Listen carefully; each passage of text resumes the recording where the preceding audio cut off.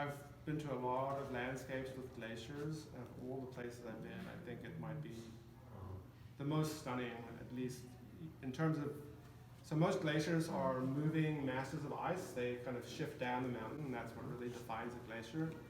These are called ice fields, and they are stationary, and they just dissipate into the caldera, into the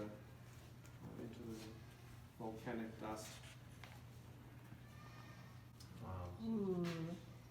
Since the turn of the 20th century, Kilimanjaro has lost about 80% of its ice mass. Wow. The thickest piece of ice up there currently is between 40 and 50 feet thick. So, if anyone is technically interested, the bookbinding technique is called a drum leaf. So it was a method that was popular in the 1600s to bind very large-scale maps. So you know, the problem with a large-scale map is you have this large map, and well, you know, a traditional case-bound book is they're folded folios and they're inserted inside each other, and you have issues with what's called imposition, with lining up where the images are, and it's a challenge. So with this technique, it's just a single spread.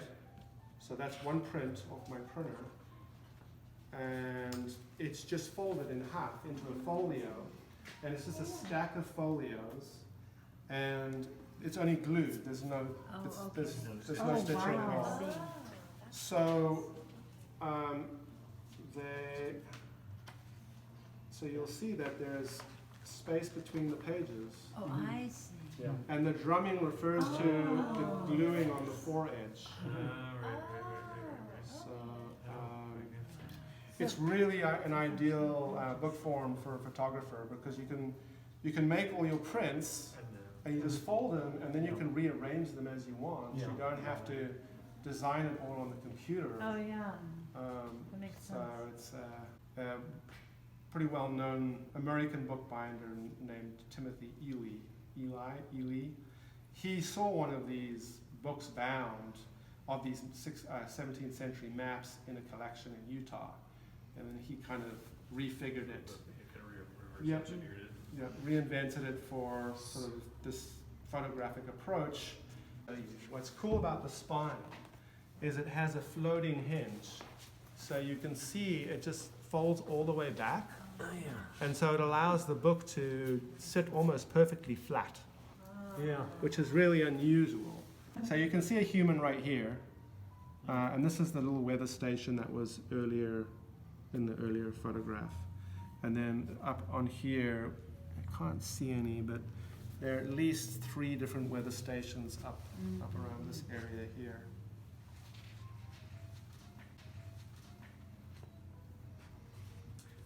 One of the things that it was pretty amazing for a photographer is about noon every day, this fog would just blow up and come in. Even though it was pretty much sunny every day, it still was this really dramatic landscape. I mean, my jaw was on the ground the whole time.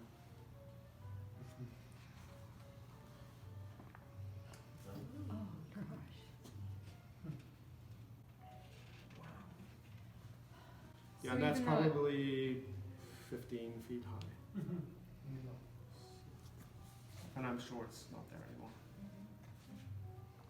Yeah, if 80% lost since the turn of the century. Turn of the 20th century. So in 2016 years.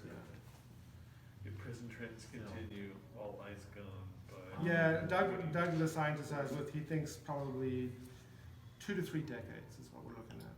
Wow. Before they're all gone. For the entire glacier is gone. Yeah.